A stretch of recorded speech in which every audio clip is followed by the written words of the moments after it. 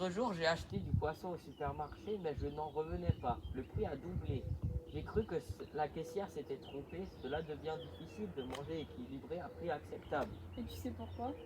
Non, la caissière a dit que son fils étudiait la signification des océans au collège. Allons voir l'affiche. Allons là. Stop à l'acidification. Waouh! Du CO2, de l'acidité, des coraux blancs. Et tiens, regarde, attention aux poissons. Et si on demandait au fils de la caissière de m'expliquer tout cela? Super idée.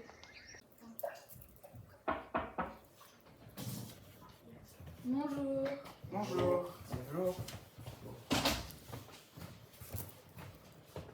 J'ai vu une affiche sur l'acidification des océans et je ne vois pas en quoi cela change le prix du poisson.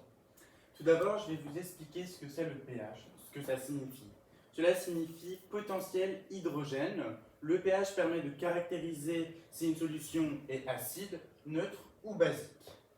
Le pH des océans est 8, donc l'eau de mer est basique et pas acide. Alors pourquoi on utilise le terme acidification? Nous avons réalisé une expérience pour vous expliquer ce que c'est le pH.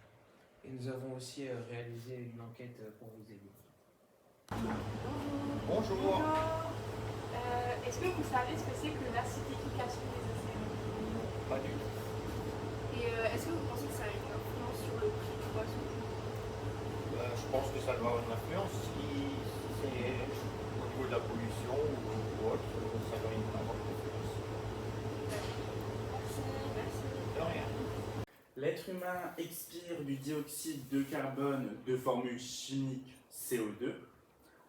Pour réaliser cette dissolution du CO2 dans l'eau de mer, Ethan va venir souffler à l'aide d'une paille dans cette eau.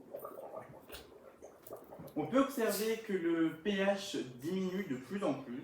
Alors on peut donc conclure que le dioxyde de carbone dissous dans l'eau de mer fait diminuer le pH de plus en plus.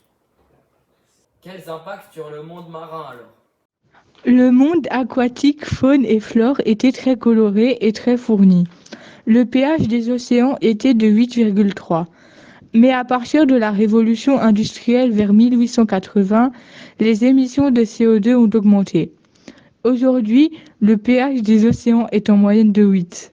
L'acidification des océans fragilise tous les récifs coralliens et les planctons calcaires. Donc moins de coraux, moins de plancton, forcément moins de nourriture et de lieux de vie pour les poissons. Toute la chaîne alimentaire est impactée.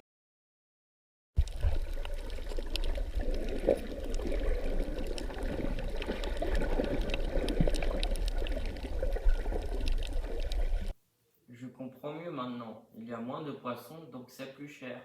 Comment limiter l'acidification des océans? C'est parti!